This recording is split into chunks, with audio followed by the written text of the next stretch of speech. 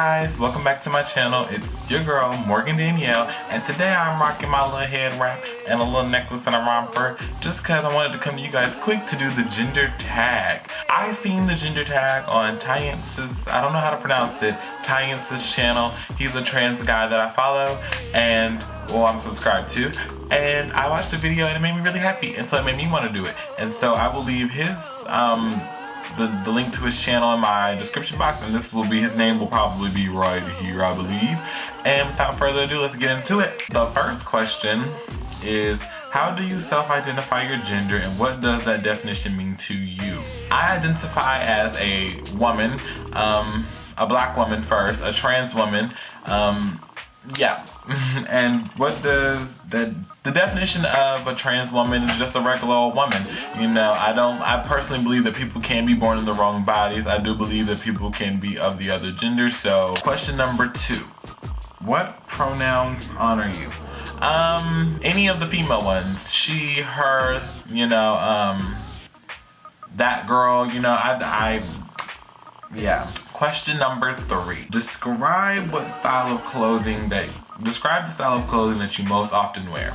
Well, now I pretty much wear things that are mostly associated with women's clothing, like rompers, dresses, skirts, tank tops, but not really not like the wife beater tanks. I'm talking about like the Forever 21 tank tops, you know, things of that nature. I don't really wear a lot of male clothing anymore, I guess that's what you want to call it. Like, I don't wear a lot of baggy clothing anymore, so yeah. I don't go in the men's section of clothing stores anymore, so yeah. Question number 4.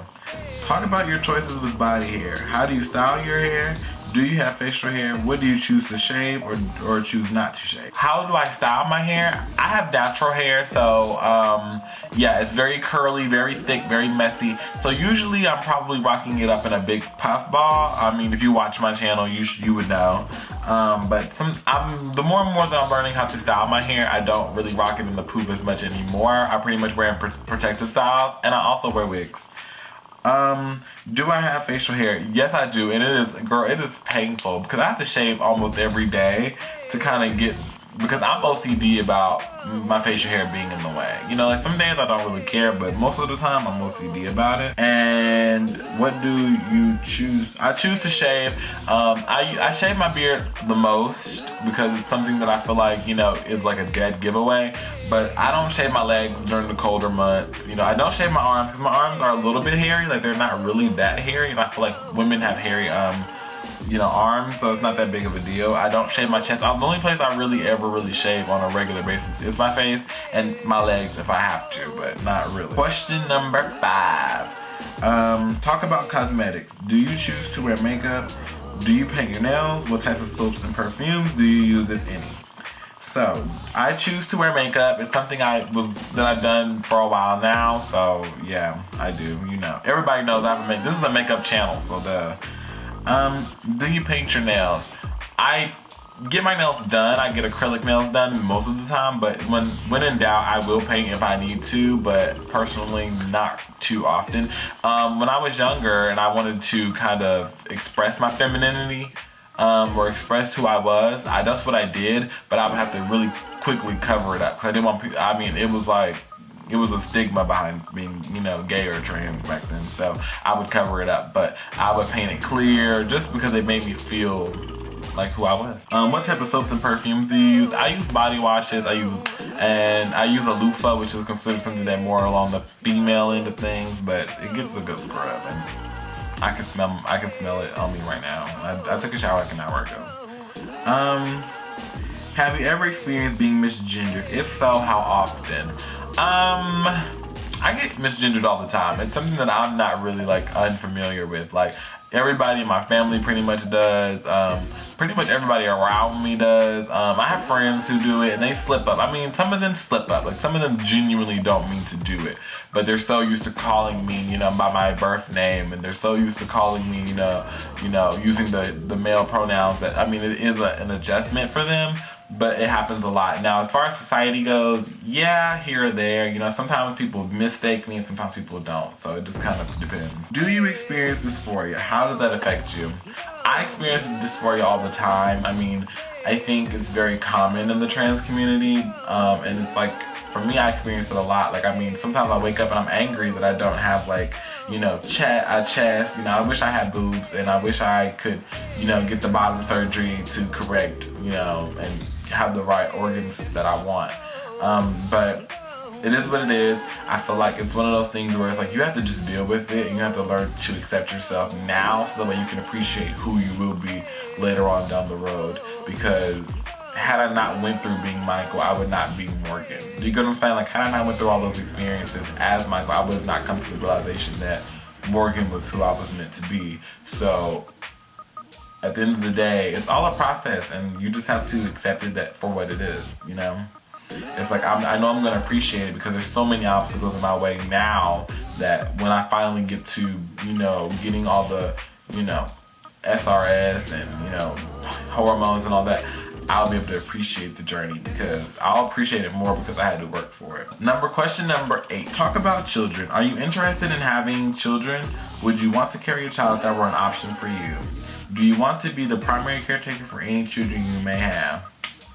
I'm interested in having kids, but definitely no time soon. I feel like at 19, I just can't even see kids down the road until I'm in my 30s, just because I want to be able to be, I want a stable living environment, like more stable than my upbringing. Do you get what I'm saying? Like, I didn't really have a stable childhood, and financially I didn't have a stable childhood, so that's something I definitely don't want my kids to go through. So I just feel like I need to be stable, and I need to be able to give my kids a lot more than what I was able to have before I will even contemplate the idea.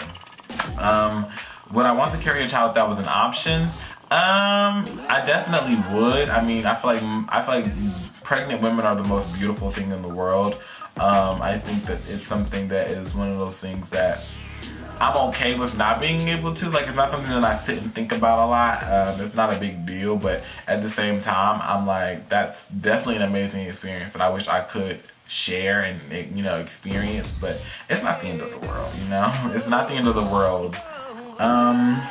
And the last one, which was, do you want to be the primary caretaker for any children you have? And of course, I want to be like that mother that's always there. You know, I don't want to be a lacking mother, but that doesn't mean that whatever man I'm with at the time, or whatever woman, or whoever it's meant for me to be with then, that it doesn't matter. Like, it's not gonna matter. You know, I want us to both be there. I want us to both be active in the child's life, and I want us to both be going super duper hard to make sure that child has the best environment possible. Talk about money. Is it important? Oh wait, sorry guys, I forgot to say. Question number 9. Talk about money. Is it important to you to provide for a family financially if you choose to have one? Yes, it's very important to provide, even though, you know, Western gender roles say, okay, well, you're a woman, so whoever man I'm married to should be providing. But I feel like, you know, one thing that I learned from my mother is to be an independent woman, to never need a man for anything. I feel like it's okay to have a man, and it's okay for him to provide, but at the end of the day, I have to have my own. I have to be able to do things on my own. I don't need a man like controlling like where I can go I don't want a man controlling me because he's paying for everything. You know, that's just a bad situation, and I've been in it before, so no. Is it important to you that you earn more than any partner you may have? No, it's not important to like earn more money than the guy that I'm dating. I feel like it's not that big of a deal. As long as we are getting the bills paid, I don't feel like it matters who's making more, you know? I feel like any man that's emasculated by the fact that his girlfriend is making more than him is just, he's fragile. Like, it's not that deep. Like, it's not that deep. Like, does it matter how the bills are getting paid as long as they're getting paid? Well, it does matter, because if you was a drug dealer, it does matter how the bill. But if you are both working good jobs and I just make a little bit more, it doesn't matter. The bills are paid. We're living good. Do you prefer to pay for things like dates? Most of the time when I go out, I pretty much cover myself, and that's it. I've never been on a date before, so, you know, I can't really speak from that perspective, but I would assume that I would expect the guy to pay for the date, because I feel like that's just a gentlemanly thing to do, but it's not that big of a deal. Again, it's not the end of the world. Like, if he told me beforehand I needed to bring my own money, then I would just bring my own money and I would pay for myself, like, straight up. Are you uncomfortable when others pay for you or offer to pay for you? I am, and I think that's one of the main things that I just don't like. And for me, it's more of the point of if you pay for something for me, I feel like people tend to feel like you owe them from that point on. They feel like they brought a piece of you. They brought a share of you. You know, they feel like now if you don't pay for something for them when they want you to at the next exact moment, then you're fake. And I don't believe in that. And plus, I don't like people feeling like I don't like people feeling like I owe them or that they've done something for me that I couldn't have done for myself. It's never gonna be that deep. And number 10, anything else you want to share about your experience with gender? I want to share this, and I think that this is the best piece of advice, which is learn to love yourself. You know, biologically, I was born male, and that's perfectly fine. That is something that I'm learning to accept for what it is. Like, it's not that big of a deal. It's not the end of the world. And I am a woman at heart. You know, there's nothing wrong with being a male, and there's nothing wrong with being a female. But I am a woman, and that's the fact. I was born in the wrong body. This was not what was meant for me. I'm not happy with being considered a male. I'm not happy with that. So I'm doing something to change it, and I'm living my life as free and happy as I want. And I think that everybody should live their life as happy and free as you want. I think we get so wrapped up in what society has presented to us that we forget that there is a gray area, that there is something beyond what you've been told. If college is not for you, then don't waste your time in college. Drop out. Go do whatever it is you want. Don't go and sit and spend the next 4 years in college and then wake up and realize that it wasn't what you wanted all along. If what makes you happy is, if you're a man and what makes you happy is wearing flower crowns on your head, don't let no one stop you, because you are who you are, and you define what the limits of your gender. You set those barriers, no one else. No one else can tell you as a man that you can't do this, because you can do it. And don't let society, tell you that you have to fit in these boxes, because they will. And if you listen to it, you will be just like them. You'll be miserable and you'll be full of hatred, and you'll feel the need to go on the internet and spread it. And people get wrapped up in that all the time, and I see it all the time. So just always be happy with yourself and always be working towards your dreams. And if it makes you happy and it's not hurting no one else, you go for it. Because you don't want to be that person that wakes up one day and realizes that their whole life has passed them by and they spent the majority of it miserable. So until next time, guys, I will see you a little bit later. Bye.